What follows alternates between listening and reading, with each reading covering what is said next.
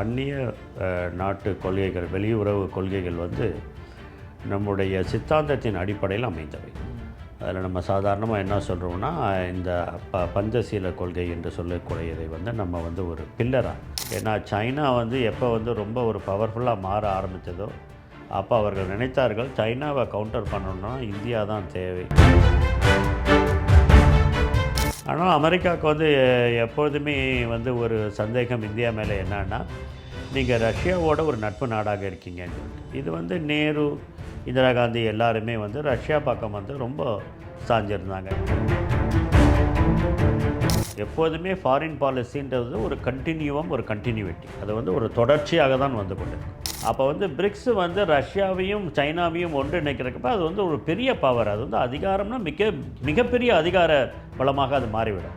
அது அமெரிக்காவுக்கு ஒரு பெரிய இதை கொடுக்கும். இவங்களை தான் இன்றைக்கி அமெரிக்காவுக்கு பிடிக்கவில்லை, ட்ரம்ப்புக்கு பிடிக்கவில்லை. ஏன்னா இவங்க தான் முதல் தடவையாக என்ன சொன்னாங்கன்னா, அமெரிக்கா டாலரை எடுத்துவிட்டு நம்ம நம்முடைய வேறு ஒரு இதை நம்ம கொண்டு வருவோம் அப்படின்னு சொன்னதை யார் சூப்பர் பவர் அப்படிங்கிற அந்த போட்டிக்குள்ளே யூஎஸை மீறி இந்தியா வரணுங்கிற அடிப்படையில் அந்த விஷயத்தை நோக்கி நகர்றாங்கன்னு அப்படின்னா,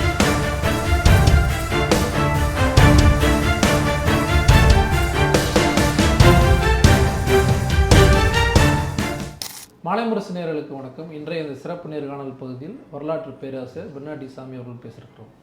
வணக்கங்க. வெளியுறவுத்துறை கொள்கை சார்ந்த விஷயங்கள் தொடர்ச்சியாக பேசுபொருளாக மாறுகிறது. இந்தியா நாட்டினுடைய வெளியுறவுத்துறை சார்ந்த விஷயங்கள் 1947 எப்படி வந்திருக்கு சார்? இந்தியா ஒரு சுதந்திர நாடாக 1947 தான். கடந்த 75 வருடங்களாக நம்ம பார்த்தோம்னு சொன்னால், இந்திய அயல்நாட்டு கொள்கையில் ஒரு பெரிய மாற்றம் அப்படின்றது நம்மள்கிட்ட இல்லை. நம்ம ஒரு காலனி ஆதிக்கத்தில் நம்ம இருந்ததுனாலேயே, அதுலேருந்து விடுதலை பெற்று வந்த காரணத்தினாலேயே நம்ம சுதந்திரம் வாங்குகின்ற நாடுகளுக்கும் சுதந்திரம் இல்லாத நாடுகளுக்கும் ஒரு பக்கபலமாக, ஒரு குரலாக, ஒரு போர்க்குரலாக, ஒரு விடுதலை குரலாக இந்தியா தொடர்ந்து இருந்து கொண்டே இருந்தது. சிறப்பாக இந்தியாவை பற்றி எல்லாருமே என்ன சொல்லுவாங்கன்னா, சவுத் ஆஃப்ரிக்காவில் அபர்த்தீட் இனவெறி கொள்கைகள்லாம் எதிர்த்த நாடுகள், அவர்களை ஒன்றிணைத்து அதற்கு ஒரு குரல் கொடுத்த நாடுகளில் இந்தியாலாம் முதல் நாடு. அதே போல் பாலஸ்தீனத்திற்காக குரல் கொடுத்த ஒரு நாடு முக்கியமான நாடுகளில் இந்தியா ஒன்று. வெளியுறவு கொள்கைகள் நம்முடைய சித்தாந்தத்தின் அடிப்படையில் அமைந்தவை.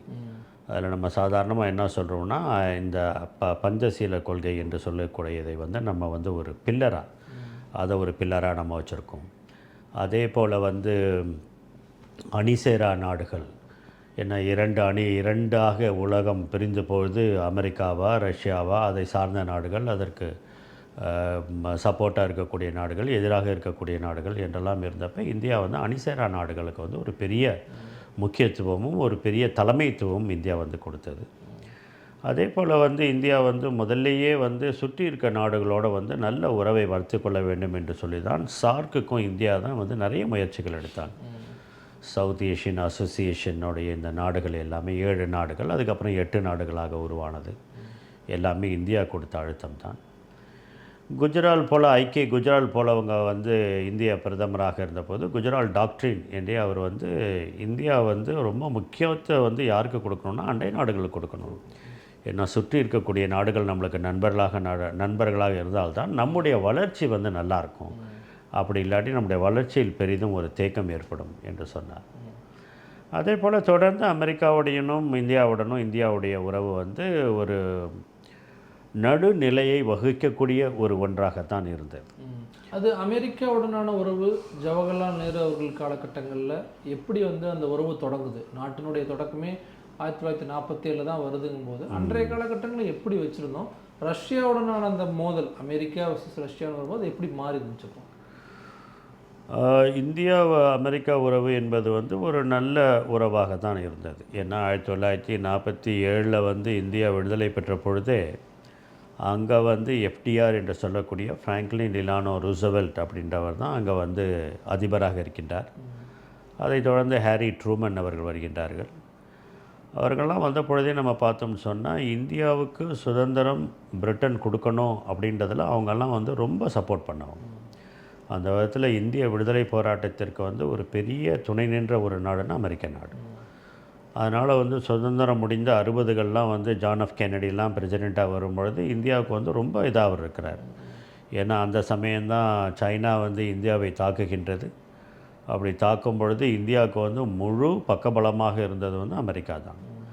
அந்த விதத்தில் வந்து இந்தியாவை முற்றிலுமாக பாதுகாத்த ஒரு நாடாக இருந்தது வந்து அமெரிக்கா தான். சைனா நம்மளை 1961 நம்மளை வந்து தாக்கிய பொழுது அவர்கள் தான் இருந்தார்கள்.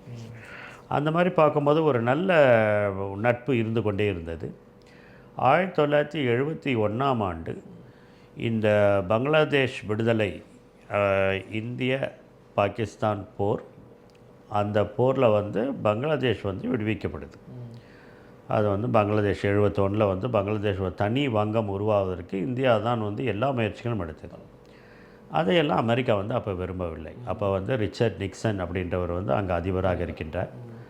அவர் வந்து அமெரிக்காவுடைய அந்த 7வது படை 7th ஃப்ளீட்டை வந்து இங்கே அனுப்புகிறார். இந்தியாவுக்கு ஒரு பயமுறுத்தல் கொடுக்கணும்னு சொல்லிட்டு. இந்தியா வந்து நிச்சயமாக இங்கே வந்து வங்கதேசத்தில் ஏற்பட்ட அந்த ஒரு இதில் வந்து விடுதலை உணர்வை மையமாக வைத்து அந்த நாட்டுக்கு வந்து எல்லா உதவிகளையும் செய்து அது ஒரு தனி நாடாக உருவான பிறகு இந்தியா தான் முதல்ல பங்களாதேஷை ரெகக்னைஸ் பண்ணது. அமெரிக்காவுடைய தலையிட்டு அப்போ விரும்பலை இந்தியா. அவன் வந்து விரும்பலை. அந்த சமயத்தில் தான் வந்து ஒரு விரிசல், உறவுகளில் வந்து விரிசல் ஏற்படுதுன்றது அதுக்கப்புறம் தான். அதைத் தொடர்ந்து அவங்க வந்து பாகிஸ்தான் பக்கம் கொஞ்சம் சாஞ்சு பாகிஸ்தானுக்கு நிறைய உதவி அவங்க வந்து செய்ய ஆரம்பிச்சிட்டாங்க. 2001 வரைக்குமே அந்த ஒரு 2000 இது வந்து 1971 இந்த விடுதலை நடக்குது. 79 வந்து invasion of Russian invasion of Afghanistan. Russia வந்து ஆப்கானிஸ்தான் மேலே வருது. அதை பயன்படுத்தி கொண்டு அமெரிக்கா வந்து பாகிஸ்தானியர்களுக்கு வந்து மிக அதிகமாக உதவியை செய்ய ஆரம்பித்தார்கள். ஏன்னா நாங்கள் வந்து ரஷ்யாவை வந்து நாங்கள் இது பண்ணணும், கண்டிக்கணும், நாங்கள் ரஷ்யாவுடைய படையெடுப்பை வன்மையாக கண்டிக்கிறோம் என்பதை குறிப்பிட்டு காண்பிப்பதற்காகவே பாகிஸ்தானுக்கு வந்து எல்லா உதவிகளையும் செய்ய ஆரம்பித்து ஆயுதங்கள் மிக அதிகமாக கொடுத்து F-16 கொடுத்ததெல்லாம் அப்போ தான். அந்த ஆண்டுகள் தான் வந்து அமெரிக்கா வந்து பாகிஸ்தானோட வந்து உறவுகள் வந்து மிக அதிகமாக இருந்த ஒரு உறவு நாடுகள். அதற்கப்புறம் நம்ம பார்த்தோம்னு சொன்னால் திரும்பவும் வந்து அவங்களுடைய நிலைப்பாடு மாற ஆரம்பித்தது. ஏன்னா சைனா வந்து எப்போ வந்து ரொம்ப ஒரு பவர்ஃபுல்லாக மாற ஆரம்பித்ததோ அப்போ அவர்கள் நினைத்தார்கள் சைனாவை கவுண்டர் பண்ணணும்னா இந்தியா தான் தேவை அப்படின்னு சொல்லிட்டு இந்தியாவோட உறவு வந்து மாற ஆரம்பிச்சது. இதெல்லாம் வந்து மாற ஆரம்பிச்சு. கிளின்டன் பீரியட்லாம் நம்ம பார்த்தோம்னா அந்த நாடுகள்லேருந்து அந்த அதிபர்கள் எல்லாமே இந்தியாவுக்கு வந்து விஜயம் செய்து இந்தியாவுக்கு வந்து ஒரு விசிட், ஒரு அமெரிக்கா அதிபராக இருக்கிற காலத்தில் அமெரிக்கா அதிபர் இந்தியாவுக்கு வர்றது அப்படின்றத ஆரம்பித்ததே கிளின்டன் பீரியட் இவங்கள்லேருந்து தான் ஆரம்பிக்குது. அவங்கெல்லாம் ரெகுலராக வர ஆரம்பித்தாங்க. அதுக்கப்புறம் உறவுகள் வந்து நன்றாக சரி செய்யப்பட்டன. ஆனால் அமெரிக்காவுக்கு வந்து எப்பொழுதுமே வந்து ஒரு சந்தேகம் இந்தியா மேலே என்னன்னா, நீங்கள் ரஷ்யாவோட ஒரு நட்பு நாடாக இருக்கீங்கன்னு சொல்லிட்டு. இது வந்து நேரு, இந்திரா காந்தி எல்லாருமே வந்து ரஷ்யா பக்கம் வந்து ரொம்ப சாஞ்சிருந்தாங்க. ஏன்னா அவங்க என்ன நினச்சாங்கன்னா, இந்தியாவில் இருக்கக்கூடிய ஒரு நிலைமை வந்து முன்னாடி ரஷ்யாவில் இருந்தது, வறுமை இருந்தது, அந்த மாதிரிலாம் இருந்ததெல்லாம் வந்து நீக்கணும் அப்படின்னு சொன்னால் இந்த மாதிரி வந்து ஒரு சென்ட்ரல் பிளானிங்லாம் இருக்கணும் அப்படின்றதான் நம்ம வந்து 5 ஆண்டு திட்டங்கள்லாம் நம்ம வந்து ரஷ்யாட்டேருந்து நம்ம கொண்டு வந்தது தான் 5 ஆண்டு திட்டங்கள். அதை வந்து அமெரிக்கா வந்து எப்போதுமே நம்ம வந்து அதிகமாக உறவை ரஷ்யாவோட வச்சுக்கிறோம். அதுக்கப்புறம் ரஷ்யாட்டேருந்து வந்து நம்ம வந்து இராணுவ தளவாடங்களை மிக அதிகமாக வாங்கிக்கிறோம் என்பதை வந்து அவர்கள் குறிப்பிட்டு கொண்டே இருந்தார்கள். ஆனால் இந்த உறவு வந்து கிட்டத்தட்ட ஒரு 75 ஆண்டுகள் ஒரு நட்பின் அடிப்படையில் அமைந்த ஒரு உறவு. ஆகவே அது ஒரு பக்கம் இன்றைக்கி போய் கொண்டு தான் இருக்கின்றது. அதை தான் இன்றைக்கி வந்து அமெரிக்கா ஒரு விரும்பாத ஒரு நிலையை ஒரு சில நாட்களாக நாம் பார்க்கிறோம். குறிப்பிட்டு ட்ரம்ப் இதே காலகட்டங்களில் தான் வந்து இந்திய நாட்டினுடைய வெளியுறவு கொள்கை வந்து தோல்வி அடைஞ்சிருச்சு. அது அமெரிக்கா மட்டும் இல்லை, ஒவ்வொரு காலகட்டங்களிலும் யூஎன் போன்ற அமைப்புகளில் வந்து ஒரு வாக்கு எடுப்பு வருது அப்படின்னா அது இந்தியா புறக்கணிக்குது. இந்த விஷயம் எல்லாத்தையுமே வந்து கோடிட்டு காட்டப்படுது. நம்ம அது அப்படி எந்த அளவுக்குள்ள அதை புரிஞ்சுக்கிறது, இந்தியாவினுடைய வெளியுறவு கொள்கை எப்படி இருக்குது அப்படின்ட்டு? அதாவது இந்திய வெளியுறவு கொள்கை வந்து இன்றைக்கி எப்படி இருக்கிறது அப்படின்றத புரிந்து கொள்வதற்கு வந்து நம்முடைய நட்பு எந்தெந்த நாட்டோடு இருக்கின்றது, அதே போல் இன்றைக்கி வந்து பைலேட்டரல், ஒரு நாடு இன்னொரு நாட்டோடு இருக்கக்கூடிய உறவு ஒன்று, இன்னொன்று மல்டிலேட்டரல், இங்கே வந்து எல்லா நாடுகளோடையும் சேர்ந்து இருக்கக்கூடிய இந்த இதில் வந்து இந்த கொலிஷன்ஸில் வந்து நம்ம இருக்கோம், ஃபோரம்ஸில் வந்து நம்ம என்ன இருக்கோம் அப்படின்னு சொல்லிட்டு. அப்படி பார்க்குறப்ப கடந்த ஒரு 20 ஆண்டுகளாக நம்ம பார்த்தோன்னு சொன்னால் குவாட் என்று சொல்லக்கூடியது வந்து ஒரு அருமையான ஒரு அந்த குவாடில் இந்தியா இருக்கிற காரணத்தினால தான். ஏன்னா அதில் இருக்கிறது வந்து America, Australia, Japan, India, Pacific democracies அப்படின்வாங்க. பசிபிக்கில் இருக்கக்கூடிய ஜனநாயக நாடுகள் இந்த 4 நாடுகளும். இந்த பசிபிக்கில் வந்து ரஷ்யா சைனாவுடைய கை ஓங்கிடக்கூடாது, சைனாவுடைய செல்வாக்கு வந்து இங்கே மிக அதிகமானால் இங்கே இருக்கக்கூடிய எல்லா நாடுகளுமே பாதிக்கப்படும் என்பதற்காக தான் இது ஏற்படுத்தப்பட்டது. 2007லேருந்து 17 வரைக்கும் அது வந்து அவ்வளோ வலுவாக இல்லை. ஆனால் 17க்கு அப்புறம் இப்போ பார்த்திங்கன்னா 4 நாடுகளுமே இதற்கு வந்து முக்கியத்துவம் கொடுக்கின்றன. அந்த விதத்தில் நம்ம வந்து சைனாவை கவுண்டர் பண்ணுறதுக்கு குவாட்னு வந்து நல்லாயிருக்கு. பிரிக்ஸ் என்ற கூடியதில் நம்ம இருக்கின்றோம். இந்த பிரிக்ஸ் பார்த்திங்கன்னா இந்த வளர்ந்த நாடுகள் என்று சொல்லக்கூடிய அந்த நாடுகளிலிருந்து வளரக்கூடிய அதே சமயத்தில் வந்து சிறப்பாக பொருளாதாரத்தில் செயல்பட்டு கொண்டிருக்கக்கூடிய நாடுகள். பிரேசிலாக இருக்கலாம், ரஷ்யாவாக இருக்கலாம், சவுத் ஆஃப்ரிக்காவாக இருக்கட்டும், இந்த நாடுகள் தான் இப்போ வந்து பிரிக்ஸில். மற்ற நாடுகளும் இப்போ வந்து இப்போ அதிகமாக ஆரம்பிச்சுன்னா மெம்பர்ஷிப்பை வந்து அதை எக்ஸ்டெண்ட் பண்ணிக்கிட்டே இருக்கிறாங்க. இவங்களை தான் வந்து இன்றைக்கி அமெரிக்காவுக்கு பிடிக்கவில்லை, ட்ரம்ப்புக்கு பிடிக்கவில்லை. ஏன்னா இவங்க தான் முதல் தடவையாக என்ன சொன்னாங்கன்னா, அமெரிக்கா டாலரை எடுத்துவிட்டு நம்ம வந்து நம்முடைய வேறு ஒரு இதை நம்ம கொண்டு வருவோம் அப்படின்னு சொன்னதை வந்து அவர் ஏற்றுக்கவே இல்லை. கரன்சி அப்படின்னாங்க. அவங்க வந்து இன்டர்நேஷ்னல் கரன்சியாக டாலர் தான் இருந்துக்கிட்டே இருக்குது. அதை வந்து நம்ம வந்து ஒரு ஆல்டர்னேட்டிவ் நம்ம கொடுக்கலாம். அதே போல் நம்மளுக்குள்ளே நம்ம வந்து ட்ரேட், நம்மளுக்குள்ளே இருக்கக்கூடிய வியாபாரம், நம்மளுக்கூட இருக்கிற இந்த உடைய இப்போ இதில் வந்து நம்ம நாட்டு இதையே வந்து நம்ம யூஸ் பண்ணிக்கலாம் அப்படின்றதையும், அதே போல் பிரிக்ஸ் பேங்க் அப்படின்றத கொண்டு வர்றது அப்படின்றதெல்லாம் வந்து அவருக்கு வந்து ஒரு பெரிய ஒரு சேலஞ்சாக, ஒரு சவாலாக அவர் எடுத்துக்கொண்டார். இது வந்து அமெரிக்காவுக்கு விடுக்கக்கூடிய ஒரு சவாலாக இருக்கின்றது அப்படின்றதுனால தான் அவர் பிரிக்ஸு மேலே வந்து ரொம்ப கோபம் கொண்டு, அது ஒரு கோபம் இந்தியா மேலே இருக்கின்றது. ஏன்னா அதில் பிரிக்ஸில் வந்து சைனாவும் ரஷ்யாவும் இருக்கின்றன. இந்த இதுக்கப்புறம் உக்ரைன் வாருக்கு அப்புறம் ரஷ்யாவும் சைனாவும் ரொம்ப ஒன்றிணைஞ்சிட்டாங்க. அப்போ வந்து பிரிக்ஸு வந்து ரஷ்யாவையும் சைனாவையும் ஒன்றிணைக்கிறப்ப அது வந்து ஒரு பெரிய பவர், அது வந்து அதிகாரம்னா மிகப்பெரிய அதிகார பலமாக அது மாறிவிடும். அது வந்து அமெரிக்காவுக்கு வந்து ஒரு பெரிய இதை கொடுக்கும் அப்படின்றதுனால தான் அவர் வந்து அதை வந்து இன்றைக்கி வந்து வன்மையாக கண்டிக்கிறார். அதுக்கு வந்து என்னென்ன அதை வந்து பிரிக்கிறதுக்கு, அதை வந்து உடைக்கிறதுக்கு என்னென்ன பண்ண முடியுமோ அதை பண்ணி கொண்டிருக்கின்றார். எஸ்சிஓ என்று சொல்லக்கூடிய ஷாங்காய் கோஆபரேஷன், அதுலேயும் வந்து இன்றைக்கி இந்தியா இருக்கின்றது. அதே போல் வந்து யுஎஸ் இந்தியா 2 அப்படின்வாங்க. அப்படின்னா ஒவ்வொரு ஆண்டும் நம்முடைய அந்த ஃபாரின் செக்ரட்டரியும் நம்ம ஃபாரின் மினிஸ்டரும் உட்காந்து பேசணும், நம்ம பிரதமரும் அந்த அதிபரும் உட்காந்து பேச வேண்டும் என்பதெல்லாம் வந்து இன்றைக்கி செக்யூரிட்டிக்கு, இன்றைக்கி வந்து தேசிய பாதுகாப்பு, அந்த வந்து இந்த பிராந்திய பாதுகாப்பு, இதுக்கெல்லாம் மையமாக இருக்கக்கூடியது தான் இதெல்லாம். இன்றைக்கி குவாடும் இன்றைக்கி வந்து அந்த US 2 இந்தியா 2 அப்படின்றதெல்லாம் வந்து அதை மையப்படுத்தியது தான். பிரிக்ஸு வந்து பொருளாதாரத்தை மையப்படுத்தியது. அந்த மாதிரி வந்து இந்தியா வந்து இன்றைக்கி வந்து இந்த மல்டிலேட்டரல் என்று சொல்லக்கூடிய எல்லாத்துலேயுமே G7 நாடுகள், அதில் வந்து இந்தியா வந்து இந்த G20 நாடுகள், இதிலெல்லாம் வந்து G7க்கு வந்து அப்சர்வராக, பார்வையாளராக நம்ம போகிறோம். G20யில் வந்து நம்ம மெம்பராக இருந்து நம்ம தான் வந்து மற்ற நாடுகளுக்கு வந்து மெம்பர்ஷிப்லாம் கொடுத்தது. அதே போல் இந்தியா வந்து காமன்வெல்த் என்று சொல்லக்கூடிய அந்த நாடுகளை வந்து முன்னாள் பிரிட்டிஷ் காலனியாக இருந்த நாடுகளுக்கெல்லாம் ஒரு அமைப்பு இருக்கின்றது காமன்வெல்த்து. அது வந்து ஒரு மாதிரி ரொம்ப தொய்வில் இருந்துச்சு. இப்போ இந்தியா வந்து அதுக்கு ஒரு புத்துயிர் கொடுத்துருக்கின்றது. அந்த விதத்தில் வந்து அந்த காமன்வெல்த்தை யூஸ் பண்ணால் கூட அதன் மூலமாக நாடுகள் ஒன்றாக சேருவதற்கும் பொருளாதாரத்தை பெருக்குவதற்கும் நன்றாக இருக்கும். அதனால் வந்து இந்த 25% டேரிஃப் அவங்க வந்து கொண்டு வந்திருக்கிறதுக்கு வந்து பதிலடியாக இந்தியா என்ன பண்ண வேணும்னா டைவர்சிஃபை பண்ணணும். இன்றைக்கி வந்து இந்த மற்ற எல்லா ஃபோரத்துலேயும் மற்ற நாடுகளோடு நம்மளுக்கு இருக்கக்கூடிய அந்த ஒரு ட்ரேட் ரிலேஷன்ஸை வந்து இன்றைக்கி நம்ம வந்து என்ஹான்ஸ் பண்ண ஆரம்பித்தோன்னு சொன்னால் இந்த ஒரு 25% டேக்ஸ்லேருந்து நம்ம தப்புவதற்கான வாய்ப்புகள் இருக்கின்றன. நீங்கள் குறிப்பிட்டதை போலவே பல்வேறு அமைப்புகளில் இந்தியா இருக்குது, முக்கியமான நாடாக இருக்குது. குறிப்பிட்டு ஒவ்வொரு ஆட்சி காலகட்டம் வெவ்வேறு கட்சிகள் வரும்போது அந்த கட்சிகள் இல்லை அவர்களுக்கு இருக்கக்கூடிய தாட்ஸ் அடிப்படையில் வெளியுறவு கொள்கைகளை வந்து முடிவு பண்ணுறாங்களா, இல்லை அந்த விஷயத்த ஒரு கிளாரிட்டி தேவைப்படுது?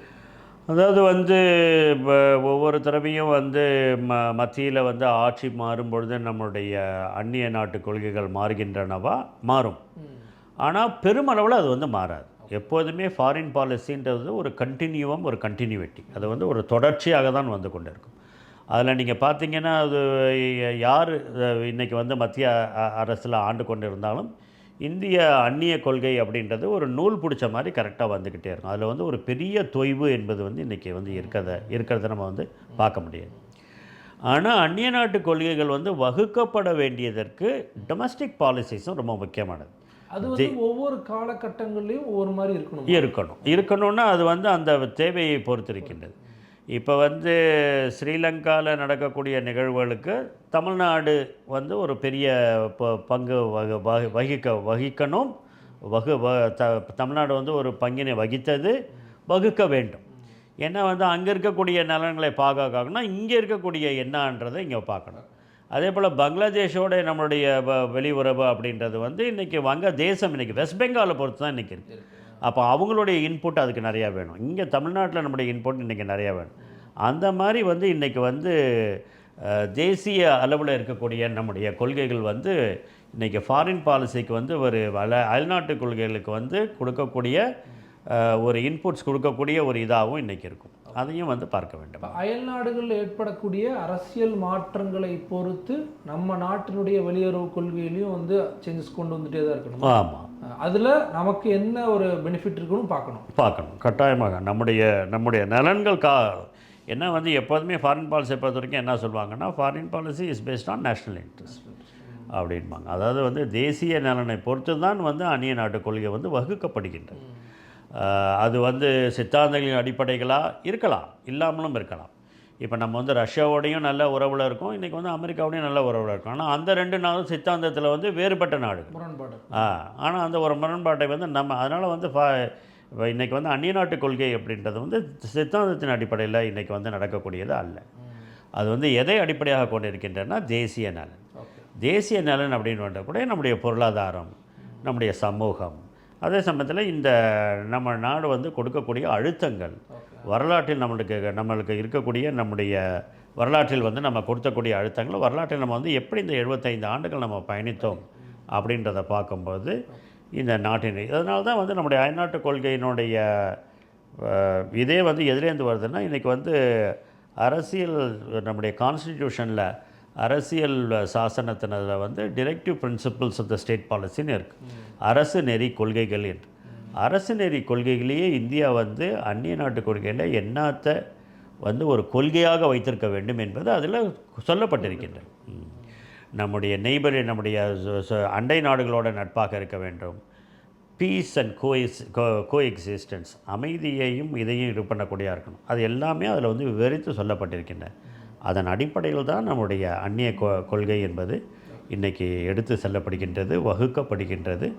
அதை வந்து மற்ற நாடுகளோடு பேணி பாதுகாக்கப்படுகின்றது. ஆனால் ஃபாரின் பாலிசிஸ் வந்து ஃபெயிலியர் ஆயிடுச்சு அப்படிங்கிற வாதம் அதிகப்படியாக பார்க்க முடியுது சார். அது வந்து ஏதாச்சும் குறிப்பிட்டு அவங்க ஏதாச்சும் சொன்னால் தான் நம்மளுக்கு வந்து தெரியும் இது வந்து ஃபெயிலியரா இல்லையா அப்படின்னு சொல்லிட்டு. இப்போ அமெரிக்காவோட இந்த டேரிஃப் இதில் நடக்கிறது வந்து பேச்சுவார்த்தைகள் மூலமாக இதெல்லாம் வந்து முடிக்கப்படலாம். 5 முறை 6 முறை பேசுகிறாங்க. ஆமாம். அது அந்த பேச்சுவார்த்தையில் தொய்வு ஏற்படுத்தும் போது அல்லது வந்து அதை டிலே பண்ணும்போது தான் இந்த மாதிரியான பீக்ஸ் அப்படின்வாங்க, ஜாஸ்தி வர்றதெல்லாம் இருக்கின்றது. இது மாதிரி இந்த மாதிரியான இது வந்து கொஞ்சம் மாறுச்சுன்னு சொன்னால் இந்த விமர்சனங்கள் மாறுச்சுன்னு சொன்னால் இதனுடைய இது வந்து ஒரு பெரிய இதை வந்து நம்மளுக்கு தராங்க. இல்லை, குறிப்பிட்டு சொல்லணும் அப்படின்னா அண்டை நாடுகளாக இருக்கக்கூடிய பாகிஸ்தானோடனான உறவு எப்போவுமே தெரியும். அருணாச்சல பிரதேசத்தில் சீனாவுடைய ஊடுருவல், அதே மாதிரி பங்களாதேஷில் ஏற்படக்கூடிய பிரச்சனைகள், ஸ்ரீலங்காவில் ஒரு சிறிது காலம் வந்து சைனாவுடைய ஆதிக்கம் அதிகமாக இருந்துச்சு. ஸோ இதுவே வந்து ஒரு மிகப்பெரிய ஃபெயிலியர் அப்படிங்கிற அந்த ஒரு தோற்றத்தை எதிர்க்கட்சிகள் கொண்டு வராங்க. இது வந்து இந்தியா வந்து இன்றைக்கி இப்போ வளர்ந்து கொண்டு இருக்கக்கூடிய வேகமாக வளரக்கூடிய ஒரு பொருளாதார நாடு. இந்த ஒரு பொருளாதாரத்தை மையமாக வைத்துக்கொண்டு வகுக்கப்பட்ட இந்த ஒரு ஃபாரின் பாலிசியில், இந்த ஒரு அயல்நாட்டு கொள்கையில் மற்ற நாடுகளும் நம்மளுக்கு வந்து எந்த விதத்தில் வந்து இந்தியாவுக்குள்ளே அல்லது இந்தியாவினுடைய நம்முடைய மார்க்கெட்ஸை வந்து பிடிக்கலாம் அப்படின்னு சொல்லிட்டு பார்ப்பாங்க. அந்த விதத்தில் தான் இன்றைக்கி வந்து சைனாவுடைய அந்த சில்க் அண்ட் இந்த ரூட் இதெல்லாம் சேலஞ்சு பண்ணதெல்லாம் இந்தியா தான். ஆமாம், அது வந்து குவாடு மூலமாக தான் 2007 ஃபஸ்ட்டு அந்த ரூட்டை வந்து இது பண்ணதை பெரி என்று சொல்லக்கூடிய அதை வந்து BRI, அதை வந்து பெல்ட் அண்ட் ரோடு இனிஷியேட்டிவ்ன்றதை சேலஞ்சு பண்ணதே வந்து இந்தியா தான். அந்த மாதிரி வந்து இந்தியா வந்து ஒரு ஜனநாயக நாடு, அதே சமயத்தில் வந்து மற்ற நாடுகளோட நல்ல உறவுகளை வைத்துக்கொள்ள வேண்டும் என்று நம்பக்கூடிய ஒரு நாடு. அதே போல் மற்ற நாடுகளும் வந்து சாவரின்ட்டி இறையாண்மை பொருந்தியது. அந்த இந்திய இறையாண்மையும் சரி, மற்ற நாடுடைய இறையாண்மையும் சரி பாதுகாக்கப்பட வேண்டும் என்பது. அந்த விதத்தில் வந்து நம்முடைய நாட்டில் வந்து ஊடுருவல் வந்தால் அதை வந்து நம்ம கடுமையாக நம்ம கண்டிக்கிறோம். தேவையானால் நம்மளுக்கு வந்து இப்போ இது பண்ண வேண்டும் அப்படின்னு சொன்னால் நம்ம வந்து நம்முடைய இராணுவத்தையும் நம்ம வந்து அனுப்பக்கூடிய ஒரு நிலையை தான் இன்றைக்கி நம்ம வந்து பின்பற்றி வருகிறோம். சமீபத்திய உதாரணங்களாக பார்க்கும்போது பாகிஸ்தான் இந்தியா பிரச்சனையில் அமெரிக்காவுடைய தலையீடு, அதுக்கான விளக்கங்கள் கொடுக்கப்பட்டாலும் நேரடியாக ஏன் வந்து இன்னொரு நாட்டுடைய தலைவர் பெயரை குறிப்பிட்டு விமர்சனம் பண்ணுங்கிற ஒரு பார்வையை முன்வைக்கிறாங்க. இன்னொரு பக்கம் நேரடியாக நீங்கள் சொல்லுங்கள், நீங்கள் வந்து ஒரு மிக முக்கியமான நாடு அப்படிங்கும்போது அந்த தலைவருடைய பேரை சொல்லுங்கன்னு அழுத்தமும் கொடுக்குறாங்க. இப்போ நம்ம அத்தகைய ஒரு நிலைக்கு நம்ம போகணுமா? தேவையில்லைன்னு நினைக்கிறேன் நான். ஆமாம், ஏன்னா அது வந்து அவர் தொடர்ந்து வந்து நான் தான் இந்த போரை முடித்து வைத்தேன் அப்படின்னு அவர் சொல்லிக்கிட்டே இருக்கிறார். நம்ம தொடர்ந்து வந்து அவங்களுடைய இது வந்து ரொம்ப ஒரு பெரிய இதாக இல்லை, அவங்களுடைய இன்டர்வென்ஷன் குறுக்கீடு என்பது வந்து ஒரு பெரிய குறுக்கீடு இல்லை அப்படின்றத நம்ம சொல்லிக்கிட்டே இருக்கிறோம். எனவே இது முடிஞ்சிருச்சு. அதனால் வந்து எல்லாருக்கும் தெரியும் அதனுடைய நிலைப்பாடு வந்து என்ன அப்படின்றது. அதனால் வந்து இந்த மாதிரி இது வர்றதெல்லாம் வந்து முடிஞ்ச வரைக்கும் நம்ம வந்து விட்டுட்டு போயிடுறது இதில் வந்து பெஸ்ட்டாக இருக்கும். வெளியுறவுத்துறை அமைச்சராக தற்போது ஜெய்சங்கர் இருக்கார். அவர் வந்து ஐஎஃப்எஸ் அதிகாரியாக இருந்தார். இப்போ தான் அமைச்சர் பொறுப்புக்கு வந்து அவரை அமர வச்சுருக்காங்க. அந்த டிரான்சிஷன் எப்படி நம்ம பார்க்கலாம் சார்? அதுவும் விமர்சனம் பண்ணுறாங்க. இல்லை, இதுக்கு முன்னாடி இருந்துச்சுல்ல, இதுக்கு முன்னாடியும் வந்து நட்வர் சிங் வந்து ஃபாரின் செக்ரட்டரியாக தான் இருந்தார். அதுக்கப்புறம் வந்து அவர் ஃபாரின் மினிஸ்டராக தான் மாறினார். அதனால் வந்து ஃபாரின் மினிஸ்டராக ஆகிறது அப்படின்றது வந்து என்னை பொறுத்த வரைக்கும் வந்து அது நல்லது. ஏன்னா வந்து ஒரு வெளிநாட்டு கொள்கை அப்படின்றது வந்து ஒரு டெக்னிக்கல் சப்ஜெக்ட். அதுக்கு வந்து நாலேஜ்ன்றது வந்து அதை பற்றி தெரிந்தவர்கள் தான் அதை கையாள முடியும். அதனால் நம்ம வந்து சில சமயங்களில் வந்து பாலிட்டிஷியன்ஸ், அரசியல்வாதிகளே இதற்கு வந்து இப்போ அந்நிநாட்டு அமைச்சர்களாக வரும்பொழுது வந்து நம்மளுக்கு சில பாதிப்புகளும் ஏற்படுகின்றன. அந்த விதத்தில் வந்து ஃபாரின் பாலிசி வந்து ஃபாரின் செக்ரட்டரியாக இருந்து ஒரு ஃபாரின் மினிஸ்டராக வராருன்னா அது ஒரு நீட்சி தான், அது வந்து ஒரு கண்டினியூட்டி தான், அது வந்து ஒரு பெர்ஃபெக்ஷனுக்கு தான் அது நல்லது. அந்த விதத்தில் வந்து அதை வந்து ஒரு குறையாக நாம் எடுக்க முடியாது. அது வந்து ஒரு நாட்டினுடைய கொள்கையை வந்து இன்னும் சிறப்பாக செயல்படுவதற்கான வாய்ப்புகளை அது வந்து ஏற்படுத்தி கொடுக்கின்றது என்பது தான் நம்ம பார்க்க வேண்டும். பல 10 ஆண்டுகளாக தொடர்ச்சியாக நம்மளுடைய ஃபாரின் பாலிசிலாம் தொடர்ச்சியாக பார்க்குறீங்க, பல விஷயங்கள் பேசுகிறீங்க. நீங்கள் எப்படி பார்க்குறீங்க இந்த குறிப்பிட்ட பாஜகவுடைய 15 ஆண்டு கால ஃபாரின் பாலிசி எந்த அளவுக்கு இருக்குன்னு நம்ம பார்க்கலாம்? அதாவது வந்து 15 ஆண்டுகளை நம்ம பார்த்தோம் அப்படின்னு சொன்னால் நம்முடைய வெளிநாட்டு கொள்கைகளை இன்னும் வந்து நம்மளுக்கு இருக்கக்கூடிய இந்த அண்டை நாடுகளோட இன்னும் வந்து உறவை பெருக்கிக் கொள்வதற்கான அழுத்தம் இன்னும் கொஞ்சம் கொடுக்கப்பட வேண்டும். சார்க் போன்ற நாடுகள் வந்து இப்போ இல்லாமல், அமைப்புகள் வந்து இப்போ இல்லாமல் போன நேரத்தில் வேறு ஒரு அமைப்போ அல்லது இந்த அமைப்பையே இன்னும் கொஞ்சம் சீர் செய்து இன்னும் கொஞ்சம் நல்லா வச்சுக்கலாமா அப்படின்றத பார்க்க வேண்டும். மற்றபடி நம்ம குவாடில், பிரிக்ஸில், எஸ்சிஓவில், ஷாங்காய் கோஆப்ரேஷனில் இருக்கிறது அப்படின்றதெல்லாம் மிக சிறப்பாக இருக்கின்றது. G20 எல்லாமே. அதே போல் அமெரிக்கா ரஷ்யா உறவிலும் வந்து நம்ம வந்து ஒரு நல்ல பேலன்ஸ் பண்ணிகிட்ருக்கோம். அதில் வந்து எந்த விதமான பிரச்சனையும் எந்த விதமான அமெரிக்காவுக்கு வேணால் அது பிரச்சனையாக இருக்கலாம், நம்ம வந்து அதை பேலன்ஸ் பண்ணிக்கிட்டு தான் இருக்கிறோம். இருந்தாலும் வந்து அமெரிக்கா போல நாடுகள் நம்மளுக்கு வந்து இப்போ ஒரு ப்ரெஷர் கொடுக்க ஆரம்பிச்சிருக்காங்க. இந்த ப்ரெஷருக்கு வந்து நம்ம சக்கம் ஆகாமல் இன்னும் கொஞ்சம் ஸ்திரமாக நம்ம நின்னோம் அப்படின்னு சொன்னால் நிச்சயமாக வந்து நம்மளை போல நாடுகள், ஏன்னா 1/5 ஆஃப் த வேர்ல்டு பாப்புலேஷன் நம்மளது தான். நம்மளை போல நாடுகளும் வந்து அந்நிய நாட்டு கொள்கைகளை வந்து ஒரு திறந்த மனதுடனும் ஒரு இண்டிபெண்ட்டாக சுயமாக நம்ம வந்து முடிவெடுப்பதற்கான வாய்ப்புகளும் நம்மளுக்கு வந்து இருக்கின்றன. அதை நம்ம வந்து பயன்படுத்தி கொள்ள வேண்டும். இதை இப்போ நம்ம விட்டுட்டோன்னு சொன்னால் நம்ம வந்து யாராச்சும் ஒருத்தரோட நம்மளை வந்து முத்திரை குத்தி விடுவார்கள். அதாவது வந்து இன்றைக்கி வந்து 2 முத்திரைகள் இன்றைக்கி வந்து கொடுக்கப்படலாம். ஒன்று வந்து அமெரிக்கா அச்சு நாடுகளோடு நீங்கள் இருக்கீங்க அப்படின்னு சொல்லலாம், இல்லாட்டி சைனா அச்சு நாடுகளோடு நீங்கள் இருக்கீங்க அப்படின்னு சொல்லலாம். சைனா ஆக்சிஸ், US ஆக்சிஸ் தான் இன்றைக்கி இருக்குது. நம்ம இந்த 2 அச்சு நாடுகளுடன் நாம் இல்லாமல் தனியாக இருந்து கொண்டு நம்முடைய அயல்நாட்டு கொள்கைகளை தீர்மானிப்பது என்பது, யாரோட நட்பாக இருப்பது, யாரோட நட்பாக இருக்க வேண்டாம் என்று முடிவு செய்வது என்பதெல்லாம் வந்து ஒரு சிறப்பான நிலைப்பாட்டிற்கான ஒரு அறிகுறிகள். அந்த அறிகுறிகள் இருந்தாலே நம்முடைய அந்நிய நாட்டு கொள்கைகள் வந்து வெற்றி தான் அப்படின்றத நம்மளால் பார்க்க முடியும். யார் வந்து சூப்பர் பவர் அப்படிங்கிற அந்த போட்டிக்குள்ளே வந்து யுஎஸை மீறி இந்தியா வரணுங்கிற அடிப்படையில் அந்த விஷயத்தை நோக்கி நகர்றாங்கன்னு நம்ம பிடிக்கலாமா? அப்படி இன்னும் நகர முடியல. இன்னும் இன்றைக்கி வந்து அந்த ஒரு பைப்போலார் வேர்ல்டு 2 உலகமாக பிரிந்து கிடந்தது. அப்புறம் அது யூனிபோலார், அமெரிக்கா மட்டுமே வந்து 89க்கு அப்புறம் வந்து ஒரு வல்லரசாக இருந்தது. அது இன்றைக்கி போய் இன்றைக்கி வந்து பல நாடுகளுடைய இன்றைக்கி மல்டிலேட்டரல், இன்றைக்கி வந்து பல நாடுகள் இப்போ வந்து ஏஷியான்னு எடுத்துகிட்டா சைனா, இந்தியா இதெல்லாமே பவர்ஃபுல். லாட்டின் அமெரிக்கா எடுத்துகிட்டா பிரேசில் பவர்ஃபுல்லாக இருக்குது, மெக்சிகோ பவர்ஃபுல்லாக இருக்குது. இந்த மாதிரி இன்றைக்கி வந்து பவர் சென்டர்ஸ்ன்றது வந்து இன்றைக்கி வந்து டீசென்ட்ரலைஸ் ஆகி இன்றைக்கி வரக்கூடிய ஒரு நிலை என்பது மிக ஒரு சிறப்பான ஒரு நிலையாக இன்றைக்கி இருந்து கொண்டிருக்கிறது. குறிப்பிட்ட ஃபாரின் பாலிசி எப்படி இருக்குது, வரலாற்று தான் எப்படி கடந்து வந்திருக்கு அப்படிங்கிறத விவரிச்சிருந்தீங்க. ரொம்ப நன்றி. நன்றிங்க.